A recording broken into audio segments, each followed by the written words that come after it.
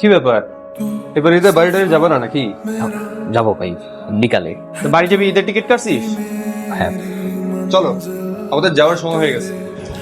তো সাকিব, তুমি থাকো তাহলে, আর যাওয়ার সময় ভালো করে তালা টালা মেরে যেও। হ্যাঁ, হ্যালো, ঈদ মুবারক। হ্যালো, ঈদ মোবারক। কি করতেছো, সেমাই খাইছো? এই তো নামাজ পড়ে আসলাম, বসে আছি। কি ব্যাপার, আজকে ঈদের দিন তোমার আশেপাশে কোনো আওয়াজ নেই, এরকম নিস্তব্ধ কেন?